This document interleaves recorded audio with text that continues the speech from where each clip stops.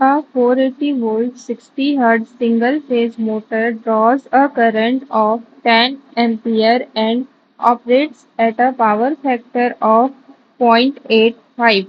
If a capacitor of capacitance 29.1 microfarad is connected in parallel with in it, circuit power factor becomes। इस question में हमें बोला गया है कि एक सिंगल फेज का मोटर है, सिंगल फेज का मोटर है गिवन है जो 10 एम्पियर करंट ड्रॉ कर रहा है और उसका पावर फैक्टर भी गिवन है और वोल्टेज गिवन है, फ्रीक्वेंसी भी गिवन है। अगर इसमें हम एक कैपेसिटर कनेक्ट कर देते हैं 29.1 माइक्रोफैरेड का एक कैपेसिटर इस मोटर के पैरेलली कनेक्ट कर देते हैं तो सर्किट का जो पावर फैक्टर पे उसका क्या इफेक्ट पड़ेगा ये हमें पूछ रहा है इस क्वेश्चन पे। तो चलिए देखते हैं हमें क्या क्या गिवन है। हमें गिवन है सबसे पहले तो हमें लाइन वोल्टेज दिया हुआ है 480 वोल्ट। उसके बाद गिवन है हमें फ्रीक्वेंसी 60 हर्ट्ज। उसके बाद हमें गिवन है करंट 10 एम्पियर। उसके बाद हमें गिवन है पावर फैक्टर जो है 0.85। दैट मीन्स ये होगा वैल्यू cos फाई का। यहाँ से अगर हम लोग फाई की वैल्यू निकालना चाहे तो फाई की वैल्यू यहाँ से हमें मिल जाएगी cos inverse 0.85 is equals to 31.78। ये हमें मिल गया फाई का वैल्यू 31.78। सबसे पहले इसमें बोल रहा है जब कैपेसिटर कनेक्टेड नहीं है तब वो लैगिंग रिएक्टिव पावर ड्रॉ करेगा मोटर, क्योंकि कैपेसिटर उस टाइम पे कनेक्टेड नहीं है। तो उसको यहाँ पे लिखते हैं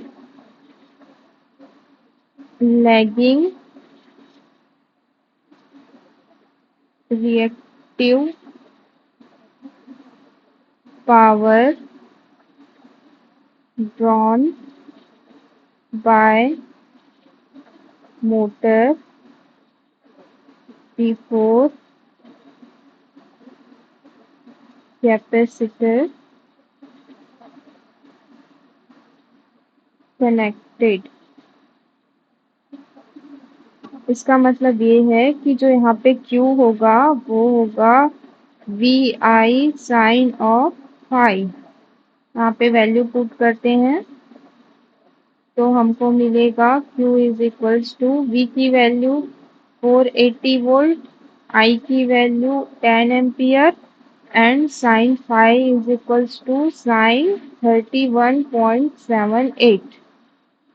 तो इसको सॉल्व करने से हमको ये मिलेगा 2530 VAR और इसको kVAR में चेंज करेंगे तो ये हो जाएगा 2.53 kVAR। ये रिएक्टिव पावर ड्रॉन है बिफोर कैपेसिटर कनेक्टेड। इसको हम लोग मार्क कर लेते हैं। उसके बाद हम देखते हैं जब कैपेसिटर कनेक्ट होता है तब रिएक्टिव पावर क्या होगा, तो उसको लिखते हैं। अब कैपेसिटर कनेक्ट हो रहा है that means leading reactive power होगा, है ना। इंडक्टर होता है तो लैगिंग होता है और जब कैपेसिटर होता है तो लीडिंग होता है। तो यहाँ पे आएगा after capacitor connected leading reactive power of capacitor. ये हो जाएगा हमारा Q is equals to V and I। यहाँ पे जो I होगा वो IC होगा क्योंकि यहाँ पे कैपेसिटर कनेक्टेड है तो IC जो कैपेसिटर के क्रॉस जो करंट है वो वाला करंट है ये IC। तो आईसी निकालने के लिए हमें गिवन क्या है यहाँ पे, कैपेसिटेंस की वैल्यू गिवन है 29.1 माइक्रोफेरेड। तो आईसी निकालने के लिए हम X C is equals to 1/2 pi F C अगर करते हैं तो यहाँ से हमें मिलेगा 1/2 पाई 60 इंटू 29.1 माइक्रोफैरेड। सॉल्व करने से एफसी की वैल्यू हमें मिलेगी 91.1 ओम। एक्ससी की वैल्यू मिल गई। अब हमें फाइंड आउट क्या करना था, आईसी की वैल्यू फाइंड आउट करनी थी। तो IC is equals to V upon X C. तो यहाँ से v की वैल्यू हो जाएगी 480, xc की वैल्यू 91.1, तो xc की वैल्यू हमें मिला 5.27 एम्पियर। अब IC की वैल्यू मिल गई। अब हम इस इक्वेशन में पुट करते हैं तो Q is equals to 480 into 5.27, ये हमको मिलेगा VAR is equals to 2530 VAR। और अगर हम इसको kVAR में चेंज करेंगे तो 2.3 kVAR मिलेगा।